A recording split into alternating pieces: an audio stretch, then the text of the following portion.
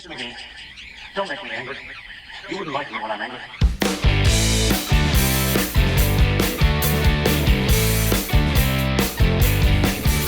Hey there, everyone. I am the terror that flaps in the night, John Henry from johnhenry.us, and we are here today at Too Long Didn't Read. We are going to have a very tough conversation about racism.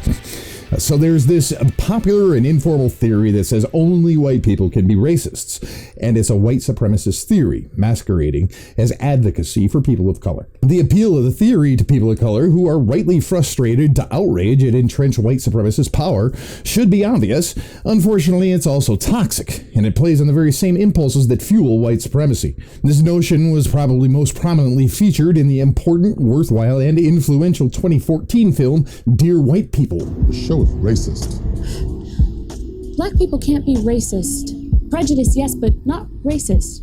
Racism describes a system of disadvantage based on race. Black people can't be racist since we don't stand to benefit from such a system. The people primarily advancing this theory, the folks who are at the root of it, I don't think they want to end bigotry, oppression, and racism. They want to be the ones benefiting from it.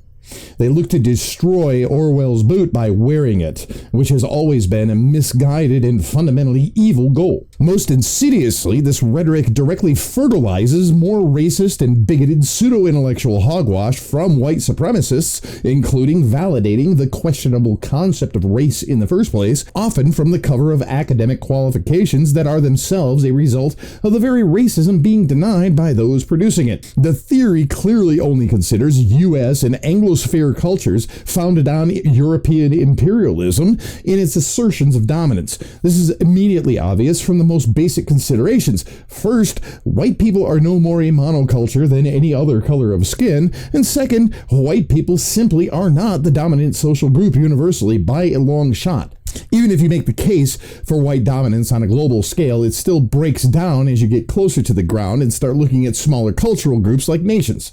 This theory roots itself in supremacist reasoning simply by framing itself as universal when it really only applies to part of the population.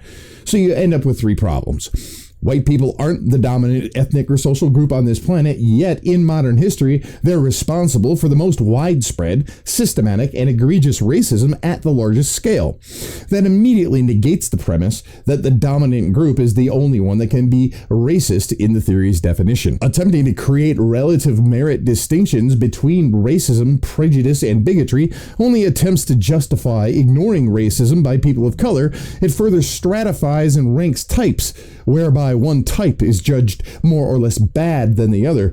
For instance, prejudice is not as bad as racism, because under the theory, the merely prejudiced can't access abusable power. These narratives erase the multiracial community, whose lived experience often draws from multiple cultures, but emotionally identifies with none of them deeply. And full disclosure, I am one of those. It often finds them discriminated against for being part of one group by members of another group that they're also part of. Rather than challenging racism, this theory validates, energizes, and promotes it, without ever questioning the basic premise that any particular race possesses inherently superior attributes, trivializes the power, and malignant power is still power, of non-white cultures, ignores racist behavior found in nearly all cultures, assumes, in contradiction to evidence, that the U.S. perspective suffices for the general case globally, and seduces people of color into employing the same excuses for their racism used by the white racists they're fighting. If you prejudge someone based on what you perceive as their race, you are a racist. What ethnic group you're part of,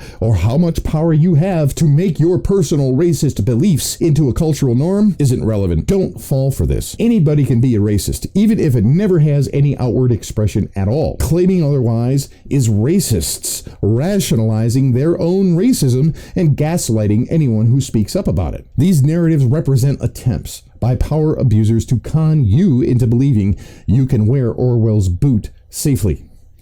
You can't. And to even try makes you one of the bad guys, no matter what color your skin is, or what language or dialect you speak, or what shape your eyes are. Don't be seduced by these bias-pandering theories. They'll just keep you stuck in the same cycles of bigotry and conflict until the species ceases to exist at all. Thank you very much for listening. I appreciate your time and attention. Once again, don't forget, I am completely crowdfunded. Please help out if you can. You go to johnhenry.us/money. Thank you very much, and have a great day.